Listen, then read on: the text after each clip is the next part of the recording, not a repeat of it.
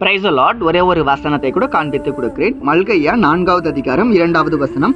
என் நாமத்துக்கு பயந்திருக்கிற உங்கள் மேல் நீதியின் சூரியன் உதிக்கும். இன்னைக்கு ஆண்டவர் நம்மளை பார்த்து தான் சொல்றாரு, நீங்க பயந்துருங்க. நீங்க பயந்துருந்தீங்கன்னா என்னுடைய நாமத்துக்கு பயந்துருக்கிறதுனால உங்க மேல சூரியன் உதிக்க போகுதுன்னு சொல்றாருங்க. சூரியன் அப்படின்னாலே வெளிச்சத்தை குறிக்குதுங்க.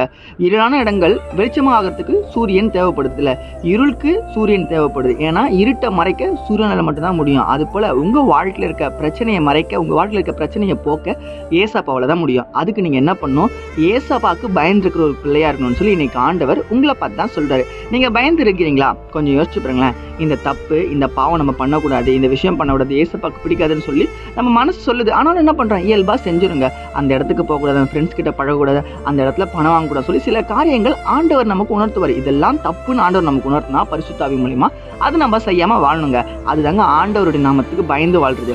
அப்படி வாழ்ற பிள்ளைகள் மட்டும் நீதியின் சூரியன் உதிக்குமா? நீதி உள்ள பிள்ளையா நீங்க இருக்கும்போது கண்டிப்பா ஆண்டவர் உங்க வாழ்க்கை நீதியின் பாதையில நடத்துவாரு. நீங்க எங்க வெட்கப்பட்டீங்களோ அந்த இடத்துல உங்க தலையை உயர்த்துவாருங்க. இன்னைக்கு உங்க வாழ்க்கையில கூட நீங்க வெட்கப்பட்ட சூழ்நிலை இருக்கலாம், மனுஷனால அவமானப்படுத்தப்பட்ட நிலைமையில இருக்கலாம். ஆனா ஆண்டவருக்கு பயந்து இருக்கிற பிள்ளைகளா நீங்க மாறும்போது எந்த இடத்துல அவமானப்பட்டு வெட்கப்படுங்களோ அந்த இடத்துல உங்க தலைகளை ஏசப்பா இன்னைக்கு உயர்த்த போறாரு.